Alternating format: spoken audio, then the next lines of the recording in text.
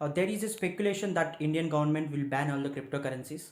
So once after this speculation comes into picture, then all the cryptocurrency prices, including Bitcoin and Ethereum, went down by up to 30%. But let me clarify, this is not a ban. So the Indian government is planning to introduce a new digital currency bill in the upcoming winter parliament sessions.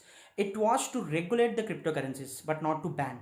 So but there are some exceptions. So they are planning to ban some private cryptocurrencies. What actually are private cryptocurrencies? So private cryptocurrencies are something which are speculative and are not managed by real entities. So recently there is a crypto called Squid Game coin, so which was introduced by an unknown entity. So suddenly it rises more than 1 lakh percent in a single day, and everyone feel like they are in a profit.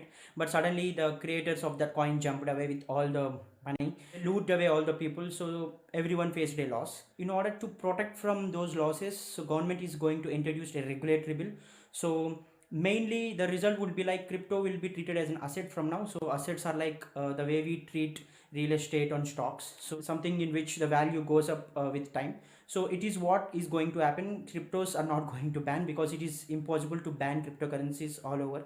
So invest in good cryptos like Bitcoin and Ethereum. So if you consider Bitcoin, it is there from a decade now, so it can it can be something which is sustainable. And even Ethereum, so there are a lot of applications, lot of DeFi applications which are built on top of Ethereum. So cryptos like Bitcoin, Ethereum will remain, so there is no problem with that. The only problem with coins like Shiba Inu and Dogecoin, which were completely manipulated by someone else, and they are more volatile than general cryptos. So don't panic, don't sell everything that you have. If you have quality cryptos in your wallet, please hold them. No one will going to ban cryptocurrencies. So just the only thing is crypto will be classified as an asset. That's it. Thank you.